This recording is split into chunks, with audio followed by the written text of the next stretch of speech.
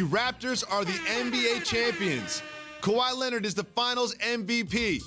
However, there was one other person in a Raptors uniform that got a vote for finals MVP. And he was undrafted out of college, fought his way onto the Raptors roster. Last night in Game 6 in Oracle Arena, he hit big shot after big shot in the fourth quarter to bring the first championship to Canada.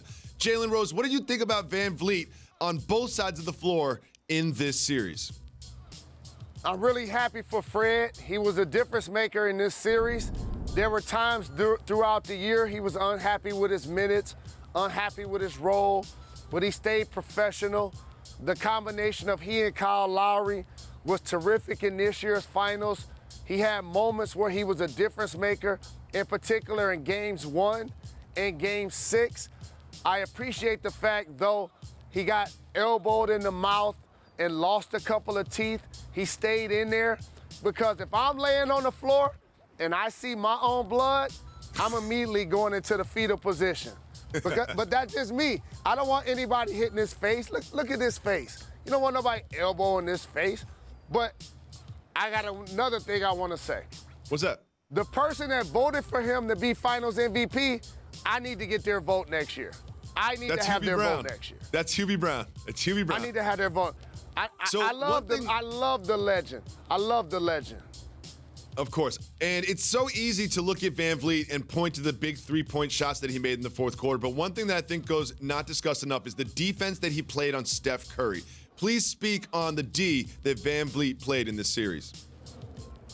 So, Fred Van Vleet, amongst all of the people that guarded Steph Curry this entire season, actually did it the best. He did a great job of fighting through screens. He did a great job of suffocating him at the three line, forcing him to play mid-range, forcing him to drive towards help. He did a great job of staying on his hip. The one thing about Steph Curry, if you allow him to go left and then step back, it's deadly. You got to keep him going right and then try to play the percentages. He did a great job of doing that, and he must be credited, but not finals MVP. This reminds me of the Andre Iguodala thing. I know he played good D on LeBron James, but he averaged 14 points. Steph Curry averaged 26 points. That guy should have won that finals MVP, and no doubt Kawhi Leonard should have been unanimous amongst the only 10 or 11 people in the world that get to vote on finals MVP. The game crew, the people that cover the team locally normally get the votes, but Fred Van Vleet should not have gotten one. Well, someone who's going to bring home a trophy is Pascal Siakam, who will likely be the most improved player in the NBA. And he also played well in this series. He was a little bit up and down. So he's established himself as a star, but do you think he will truly be like a second option all-star type of player moving forward?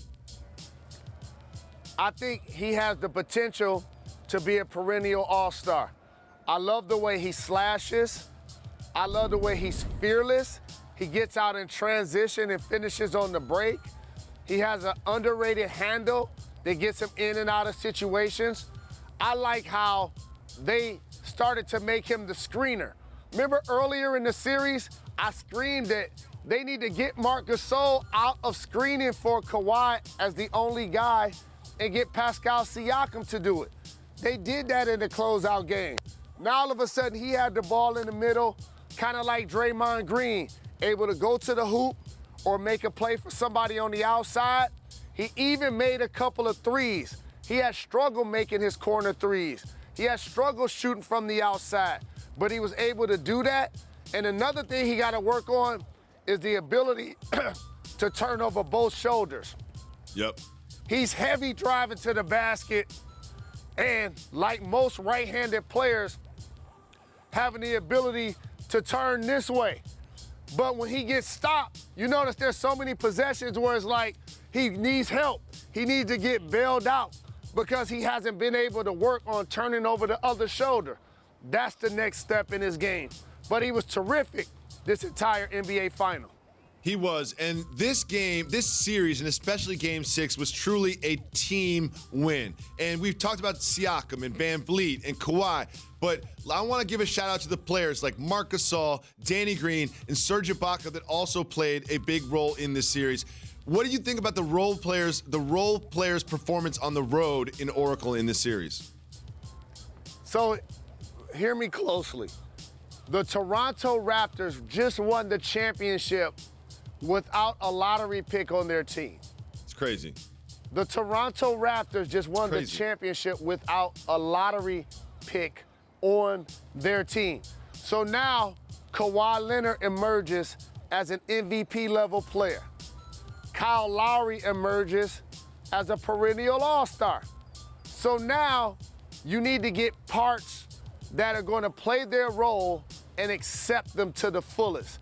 Pascal Siakam, he took the leap, most improved player. Marc Gasol, not what he used to be, but we're going to need him against a lot of the big bodies in the East, and we're going to need him to start at the 5 so that we don't have to start Serge Ibaka, who we can bring off the bench and had his game with 6 blocks, had his game when he scored over 20. Danny Green had his game where he made a handful of threes, and he was really effective and efficient. We talked about Fred VanVleet and the role that he played. So now all of a sudden, you have a collection of people that have bought into their roles and own who they are as basketball players. When you go against a Golden State Warrior team that doesn't have Kevin Durant, this is why, even though you called me foolish, I picked the Raptors to win the championship, and you were wrong. I did call you foolish, and I feel foolish for doing so right now.